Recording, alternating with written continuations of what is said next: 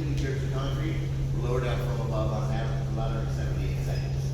That about 24 hours a day, 7 days a week for almost 2 years. Everybody's seen the cement truck, right? That big drum on the back? That's about the size of the buckets we're hanging over these guys' heads. 16 tons of concrete each bucket. So it probably was pretty scary being down there.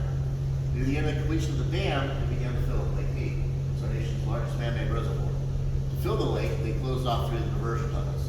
When it stayed open, which allowed some of the river to continue downstream because that river still needed water. And as the lake began to fill, water started going into the 4 intake towers. And once that happened, they closed the last diversion tunnel. Now they're able to take advantage of all the water being requested downstream and actually run it directly through both sides of the plant. The goal was to make as much money back as possible to pay off that original loan. The government paid for the project like anyone else who wanted to get the money back. That's why the power plant was put in. 50 years later, the loan was paid off in full with interest. Everyone was happy. We continued to operate the facility. We're very unique in our facility. We're self-funded. No tax dollars come through. We pay all of our own bills for the power production. That's a pretty good system. Now, when water goes into those intake towers, it goes into 30-foot diameter penstock pipes. We're standing above one. You can see them really good right there. You can also peek over that section as well. Got 4. Each one can handle 96,000 gallons of water per second. Just one will fill the liquid-sized swimming pool in under 7 seconds. So it gives you an idea how much water we can move around with. Quite a bit. Now the pipes are used in size all the way down to 7 feet in diameter. Water spins the turbines on the generators, then it gets released right back into the river. Initially that lower coffer dam was blown up, they got out of release so the river could move down smoothly.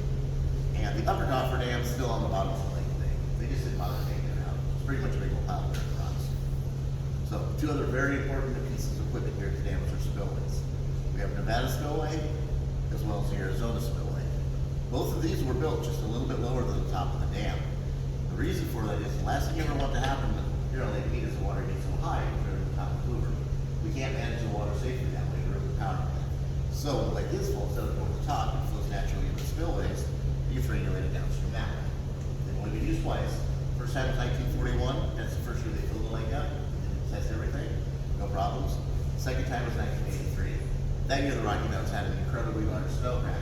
And most of our water comes from snow coming down the river from those events. For 63 days, the water actually ended up going over the spillways and regulated down that way. Saved a ton of property damage and saved all kinds of lives. And that is why Hoover Dam was put here in the first place. It was that flood control. And even still today, it's very important. If they hadn't practiced the flood control procedures in '83 like they had done, it could have been really catastrophic to the extent of everything on both banks washed all the way down to North California. So far it's been doing a really good job. All right, guys, that's gonna wrap up this part. Lead us back to the elevators. Well, we're down.